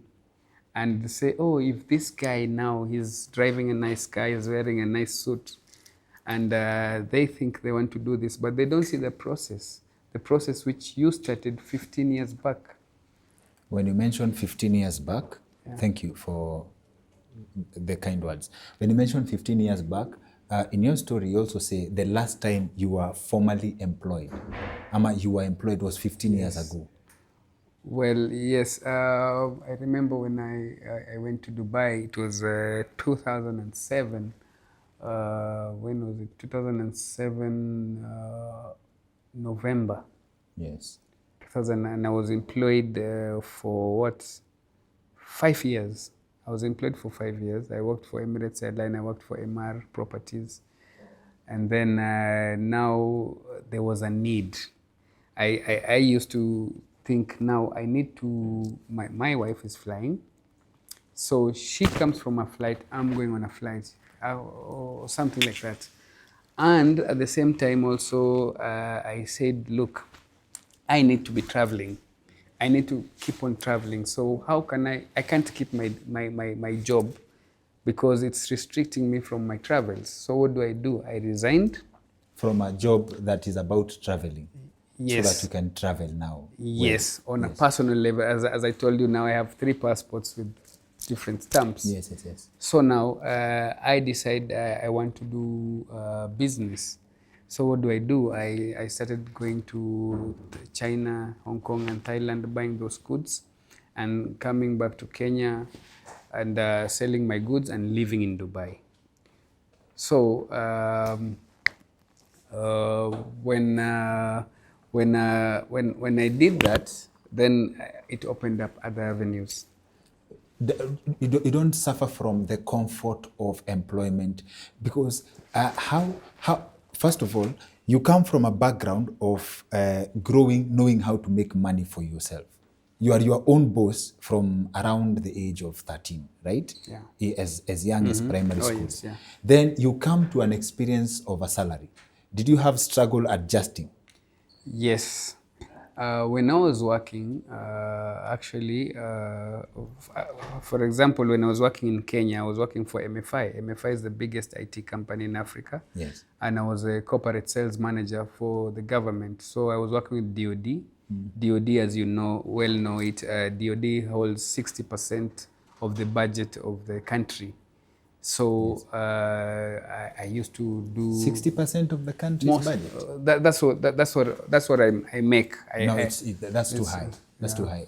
Maybe I think recurrent expenditure, salaries and stuff, probably Kenyaji mathematics a third. Yeah, but we can say a good margin. We can say a good margin of the government. Yeah, correct me if I'm wrong. Yes. And I used to work with corporates like KCB, Office of the President, Ministry of Education, and so forth. But I was having a company car. I was having free petrol. I was having an office. I was having free credit. But I always felt, and I told them from the time that I'm joining, that I will only work here for 5 years. And exactly in 5.5 years, I resigned. Immediately, I left. I went to Dubai. You sound like I have a friend who has been processing whether he can come to this show. He's my neighbor actually, and but stataja jina yake out of respect for his privacy. He's one of the most brilliant people I've ever met in conversation. Na he tells me he's been at a stage in life where he has had a problem of too much money. The first person by the is the first person ambia by the alikuwa na pesa mob mpaka inamsumbua. You understand? Yeah. He has a very special relationship with money. Yeah. Where I'm picking, whichever job you take, it is not about the salary or the perks that come with the job. Yeah. What is the divide? What motivates you? Yo, unajua sahi people are talking about unemployment. Yeah. Everyone's like, oh, I want to get a job. Nataka kazi. Like, I want to be employed somewhere. Yeah. Wewe unapewa kazi, you're getting employed na unawaambia, by then I'm working here for exactly 5 years. Yeah. That's a very special relationship with time. Hata si pesa, with time. Yeah. I'm donating 5 years of my life for you, nothing more. Yes. What is the motivation? Do you also suffer from a problem of too much money? No. In fact, that's the opposite. I suffer from a problem of not having money. Because all my monies are in projects. You understand? Yes. So what I can tell you is when I went into that company, when you go into a company and you're looking for a job, the first thing you need to identify, for example, if you're going for an interview, you study the company, you get their company profile, you get to know who they are, what they do, how they do it, then you approach them. You just don't go and say, I'm looking for a job. So when I went to MFI, I went there already with a solution on what I can do for them, not what they can do for me. Yes, you're giving me a job, but I'm giving you a solution, what I can do for your organization. And I'll do it for 5 years. Yes. The same thing when I went for MR. When I went for MR is the biggest real estate company in the world. It's built the tallest building in the world to date. It's got the biggest mall, you know? But I used to interact with people like Muhammad Al-Abar, one of the shareholders of Carrefour. And he owns a lot of property around the world. And he only answers to Sheikh Mohammed bin Maktoum for Dubai. So I want to tell you, when I went there, I went with a solution, and I studied their company, and I went to tell them, this is what I can do for this company. So if you give me this job, this and this, and within this time and this time I'll do this. Within this time and this time I'll do this. And when you give me a task, I will not sleep. I sleep for very few hours. I personally sleep only 4 hours to 5 hours maximum every day. So if you give me a task, I would rather die doing it or die trying to do it, but I will not fail you. That's how you look for a job. Yeah. Okay. Thank you for that. So I'm currently suffering from, I'm boiling with things I know we can talk about, but I'm managing myself. Yeah. I have a very wild mind. So now we didn't answer the question of, yes, you told us that you've received so many no's in your life, but then if you are to list, hatukujibu hiyo kabisa. Okay. I'll tell you, for instance, when I went for an interview, when I was working when I went to look for a job at MFI, as an example, MFI is the biggest IT company in Africa, competing with the companies like Copycat and all that. If you're looking at brands like Kyocera, if you go to any government office or parastatal, you'll find Kyocera machine, printers and stuff, so forth. They are the brand for Canon and all this, Canon, Kyocera, Dell, Ose, printing for the government and all that. So when I went to that company, the first 3 interviews, actually 4 interviews, I failed. I failed for the interviews. I remember there was a guy, another story, which I was doing marketing for another paper. I used to work for a paper back in the day also. When I lost my business, I didn't tell you, when I started my business, I made my first million, then everything burnt. There was a place called Freemark in town, where there's, now I don't know. This market that you created from Thailand? Yes. Everything got No, burnt. not the one in Thailand. This is another one. So After Thailand? no, before Thailand. Okay, Yeah. okay. Yes. So after losing everything, I started back to zero. I went and got employed with one of the directors of a company called Signal Press. Signal Press is one of the biggest printers in Kenya. They're in town, and they gave me a failed paper, which was called ad paper, which was a paper which was struggling. It was a free paper which was being distributed in every house for free. And my job was to go and sell an idea to the businesses around that part of the city, that if you advertise in this paper, you're going to get more business and so forth and so forth. Because it's given for free. Yes. And I remember when Capital Center was opening in South B, it's in the side of South B in Mombasa Road. I remember I got my first big clients from there. Mr. Wok, the Chinese restaurant. Yes. There's another company called Kandawola. There's so many companies which I got from there. I branded the whole mall. I bought my first car from a company which was not even paying me salary. I bought my first car, a pimped ass car, which was having big rims, music, it was a Peugeot 205. I bought it from a pilot, and I got it from, so some people, you give them an opportunity. You know, in Kenya, you tell someone, hey, come and work, and I'll only pay you commission, or maybe I'll give you a retainer, or 5,000. Someone will say, oh man, not in this day and age, I can't earn 5,000, and I work on commission, so they decline. But they never know that opportunity which they left was the one to take them to Canon. Okay. Yeah. Okay. Allah. Sasa, Yeah. when you have done very many things, and this is one of those, I feel like it's one of many conversations. And I hope our audience can help me pick out any notes nimesahau. Yeah. Now you have settled, let me assume that you've settled in your area of love, building cars, right? Yeah. What's the market like in terms of, with your mindset, you identify opportunities? Is Yeah. there a market, just buying those cars and building them to resell? Like, would you see yourself with a yard of rebuilt cars where people have the option of coming to buy the refurbished cars or customized vehicles compared to going to a yard to buy ex-Japans? That's number one. And what's the business like? And I think, because I'm assuming, like, I know in my own industry, getting people with the passion that you have in your field is one of the greatest headaches to work with. And I believe you've had the same experience. That's true, yeah. Right? Yeah. So how practical is having a yard of built cars? Built, not bought projects, yeah. Yes. Well, let me tell you, honestly, this is a new thing in Kenya. People used to have cars and you'd scrap them. You cut them and sell them for scrap. And I'm sorry to say, people have cut some very valuable cars.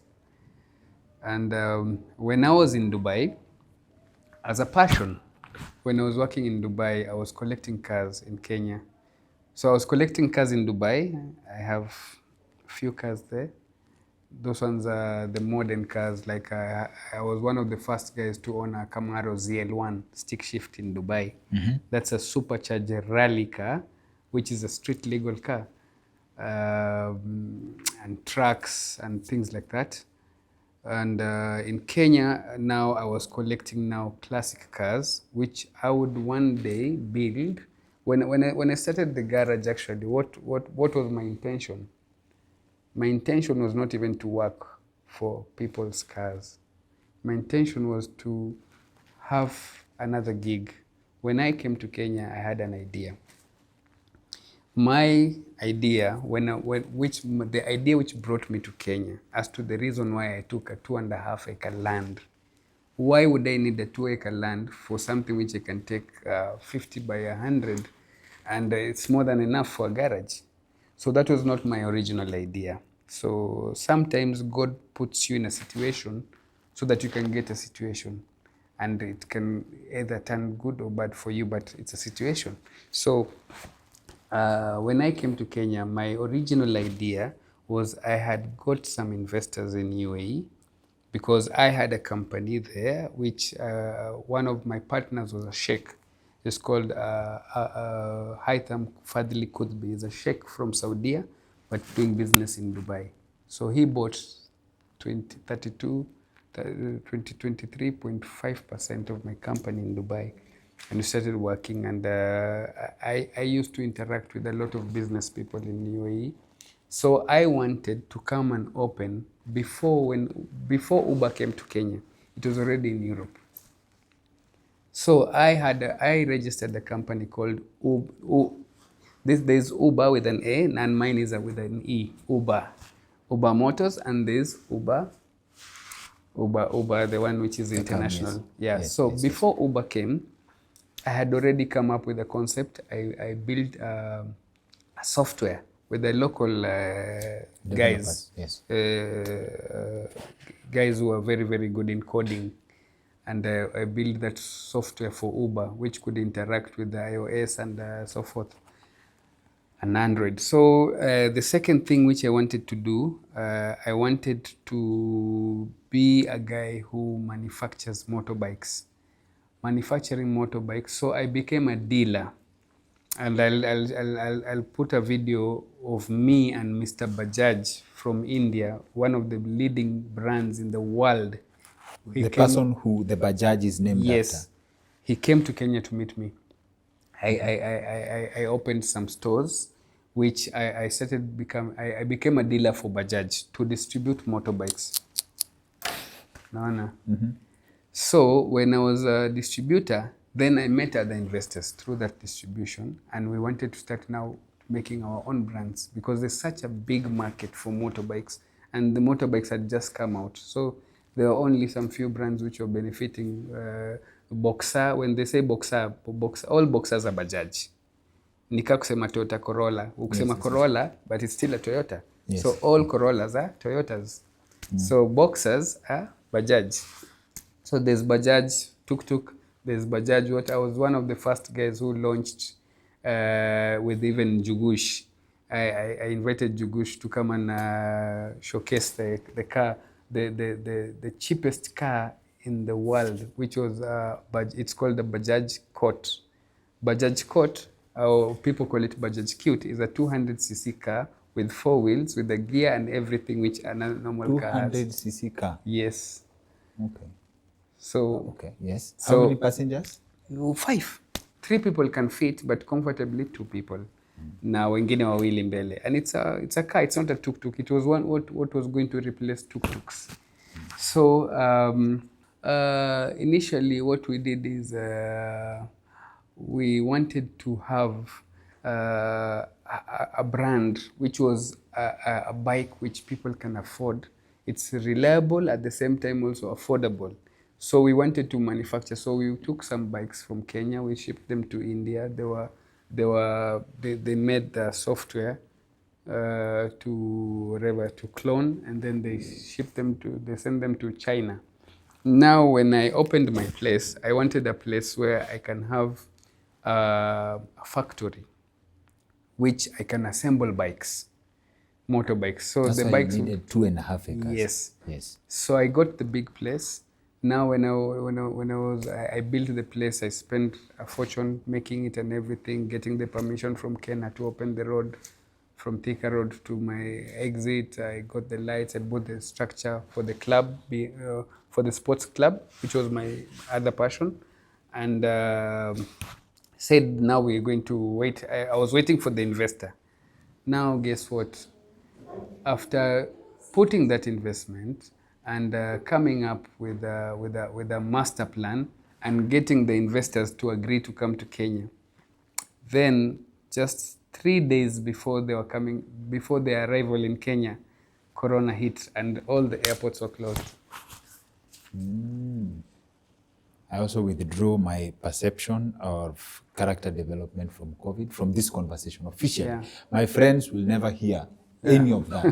Again. Yeah, but it's something worth saying, because now it humbled you. It returned you back to the basics, factory settings.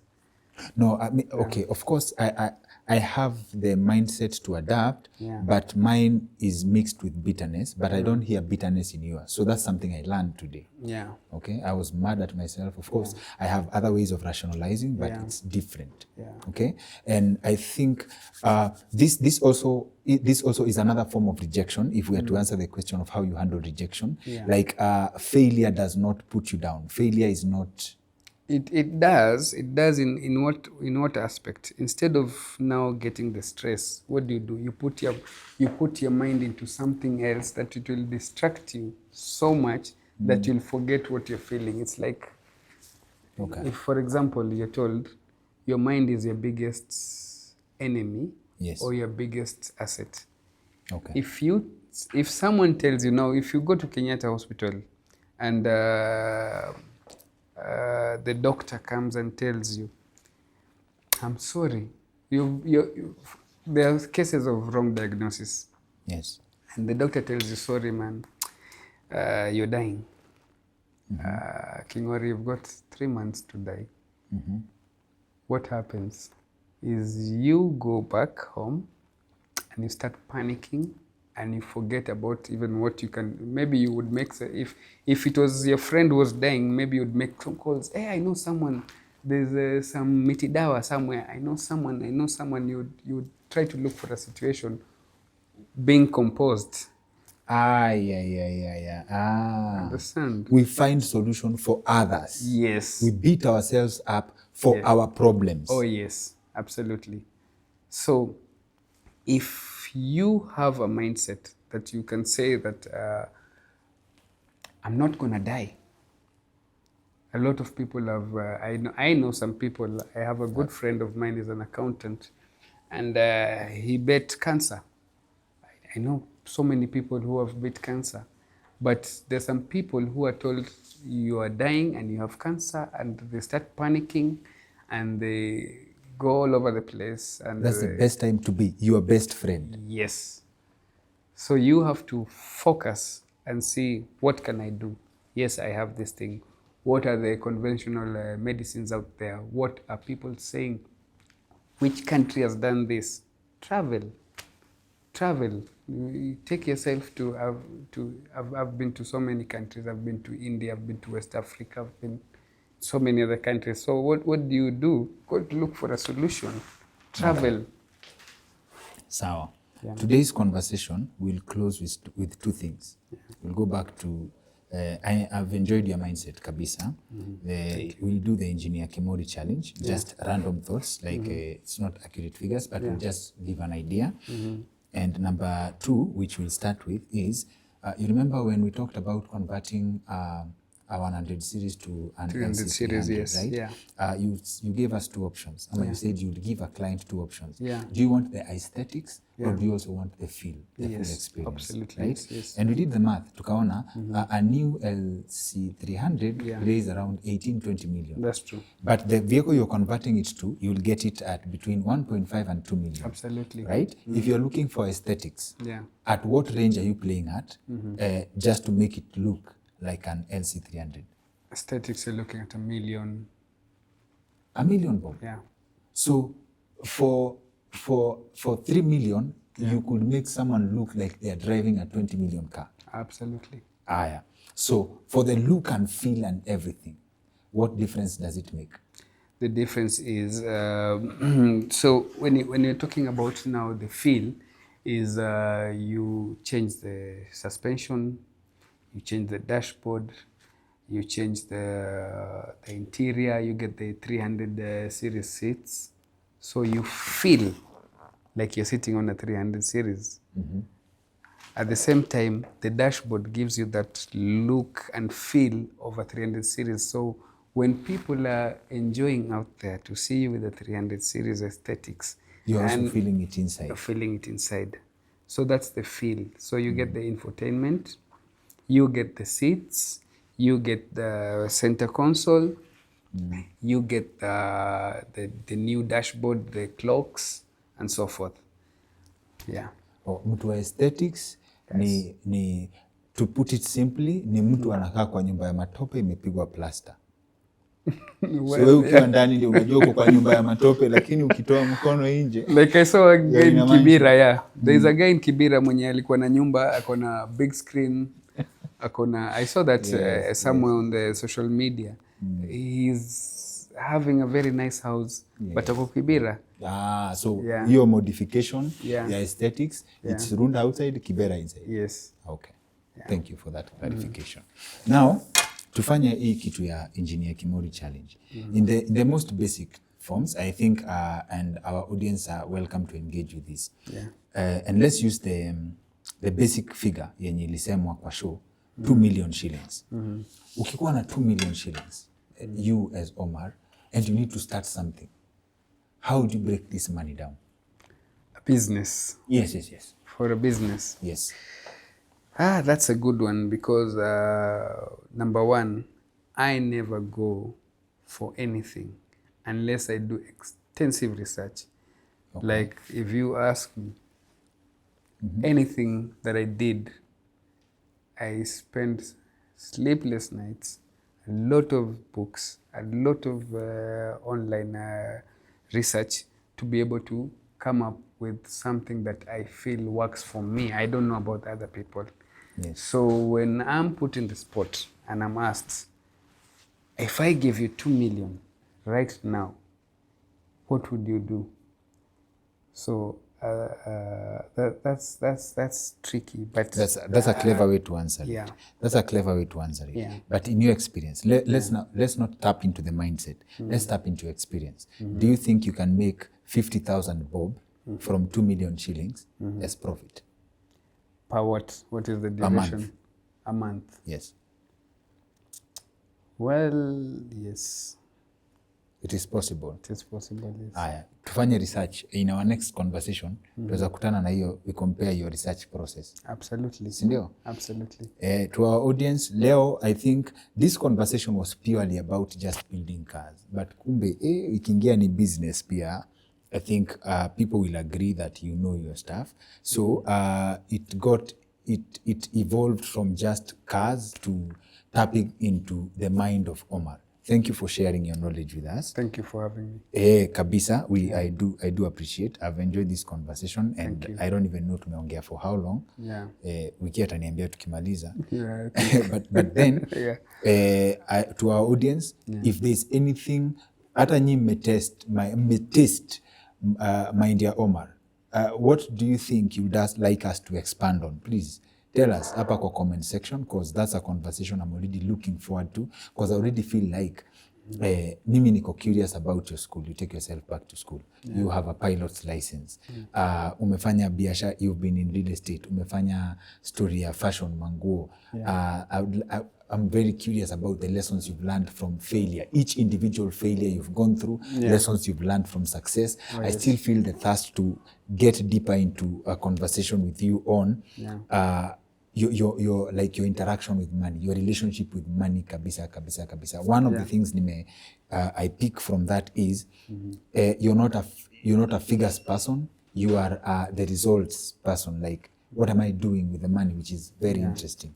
So audience yetu watatuambia where wanasikia tunaweza finya even more. But otherwise, thank you very much. I appreciate, first of all, coming here to your show. Asante. You're someone that I really respect and admire. Thank you. Sijuangi kureactia hiyo, but thank you. Yeah, and I say thank you so much for all the good job that you've been doing, because enlightenment is now, when you see now schools, like for example, I've seen schools now that have totally people being taught by AI. There's no more teachers. There's no more interaction for people. Yes. But I like the fact that you have people coming in this hot seat. I've seen some very hot seat. Yeah, big figures. Of prominent individuals and patriots coming to your show. Yes, thank you. And I want to say that you are the future. Like this is what the future, the future of learning is. Because from your show, I learn how to. I have a thing for construction of houses. I'm not doing that. I would like to do that in the future. Yes. I see you talking about the money market and how to invest. I know nothing about the forex, and I see you talking about the forex and how it works and so forth. Does it work? What so forth? So I thank you so much for being a young man, identifying what the country needs, what is the way forward of, the future businesses. So appreciate and very, very lucky to be here. Thank you so much. I'll take that compliment in conjunction with the selfless colleagues when we work with APA and the team that works behind the scenes to make us look good. Kusaidia na research, putting the show together. The Green Media team, starting with our producer Wiki, alafu Alex, sisi ndio wazae wa skudi, and then the Gen Zs by extension, Pastor Samuel. Sorry, Pastor Simon. Pastor Simon. Nimeenda kwa Bible. Pastor Simon Chege, Wilka Wairema na Nyamist mwenyewe. It's a very strong name. He was baptized jina by one of the top speakers in Africa. Wakenya hawajamgundua bado. Anaitwa Ezekiel Inspiration, Kelly Inspiration. Nimuita Nyamist. It's a new name, special vocabulary. But jina yake ni Maragi Ondora. Yeye ndio producer wa Gen Z huko kwa Green Media, wako na production yao huko. So they are the team and many more. Tuko na skudi nzito sana. That team is the one which thrives within your dream. You came up with a dream, and there's some people who believed in your dream. And I think there's one time maybe you should bring now the people behind the scenes. You have a talk show and they should talk about what it is or how it is or what does it feel working with you. They have their own talk show. Well, they are on talk show. But watakangi kuniita kama guest. Sijafika ligi yao bado. Nikiomoka wataniita. They have their own talk show, wanafanya kazi poa. What people can sample their work. Just kwa YouTube, just search Green Media. Yes. Tutawapata. And you're also doing a great job selling your work kwa sababu trust me, kama sio stumbling on that video, I wouldn't have known about you labda. I thank that also to the people that I work with. There's Amoke Vlogs. Amoke is a good friend of mine. Yes. I remember the first time when he had his first show, he came to me and his first episode was done in my garage. He told me, I am planning to start a YouTube show and so forth. And what, are you willing? We should do a first show. So we did a first show with Amoke Vlogs. He's a very nice guy. And I've seen him grow within time, and I also want to share the glory with my team back at the garage. The people who do the hard stuff and the good stuff, and with my social media people, some of them, I want to say that there's people that I've worked with that I really, really appreciate them. Thank you. And it's very, very good to have people believing in your dream. So we thank those people, and guys, continue doing the job that you're doing. See, kwanza, we have the best team in the world. So thank you. Thank you so much. So for those people who don't know where to get me, maybe do you think I should give them? In fact, I think it's as easy as Wiki. Make sure namba yako iko hapa kwa screen pamoja na location ya how they can get you. Na unaweza isema tena kuraba stamp. Tumesema iko Thika Road, service lane of Thika Road, Ruiru. Right next to Zitek University. There's Ruby's petrol station, then inside Bazaar Motors. Yes, and now we have another place in Clay City. That one is somewhere. If you call me at any given time, we can. Utafika. Sawa. Na just out of curiosity, Ruiru alafu Juja, is it by design that you decided not to usifike Juja? Well, that's a very, very, in fact, a lot of people have asked me that question. I'm not the first one No, to you're ask not you. the first Show one. imeisha, but I'm not the first one to ask you No. why you stopped at Ruiru na ukwenda No. Juja. Well, when I was looking for a place, I was looking for a big chunk of land. So I remember I started from the opposite Garden City. I looked for a place. I went almost closing the deal. Then we bounced the place. Then kept on going. Oh, Kasarani, Kasarani. Then the maximum place which I got was in Ruiru, which was having that space in the road. So I wanted a big it's space. purely not spiritual. No. That's what I was just checking. Yeah. Yeah. I was And just checking. yes. So for our social media also, we'll give them the handles. the handles. So I rather than I say that wengine watakosa, I'll give you a business card. So that at least Wiki has got you covered. absolutely. Yes. Thank you so much. All right.